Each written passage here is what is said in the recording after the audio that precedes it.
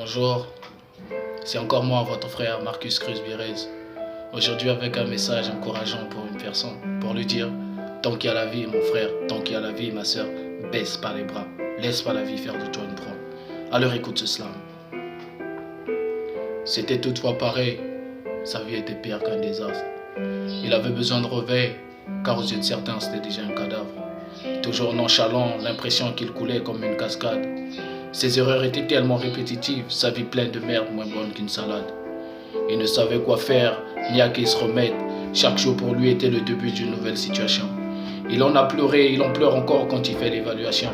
Ce qu'il voulait pour sa vie sombre était juste un brin d'amélioration.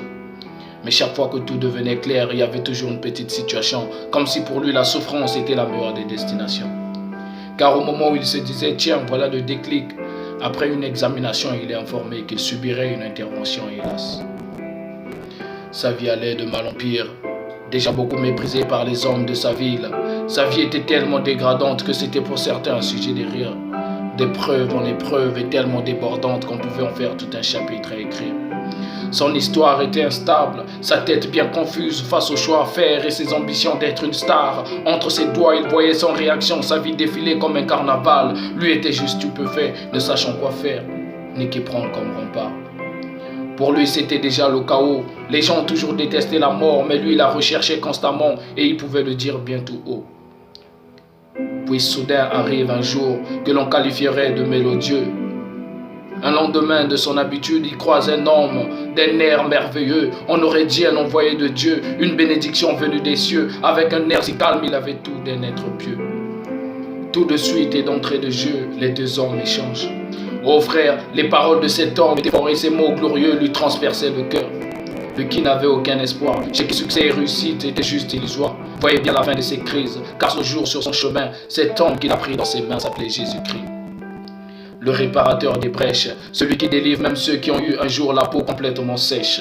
Celui devant lequel les démons ont perdu mandat, l'homme a tout fait, un vaillant face au combat. Et si tu doutes encore de lui, demande au démon de Gadara, lui il te dira que Christ, le Jésus de la Bible, n'échoue et ne échouera jamais. Marche à sa suite, n'hésite pas. Aujourd'hui, la vie de cet homme est merveilleusement rebâtie, car les cieux sont venus à lui. Toute sa vie est envahie, car son histoire est un témoignage de vie. Alors frère, je viens avec ce mot. Je le dis et je le dirai encore bien tout haut. Mets pas un point à ta vie, car il y a de l'espoir. Ce Jésus de la Bible sauve encore, il te suffit juste d'y croire. Laisse pas la vie faire de toi une proie. Viens à Christ, car pour toi, frère, c'est le meilleur de choix. Il transformera la vie, à tel point que tu seras sans voix. Il te façonnera, car tu auras choisi le côté du roi de roi. Alors ne baisse pas les bras, mon frère. Baisse pas les bras. Il y a encore de l'espoir. Baisse pas les bras. Jésus est encore là et il te prend dans ses bras. Amen.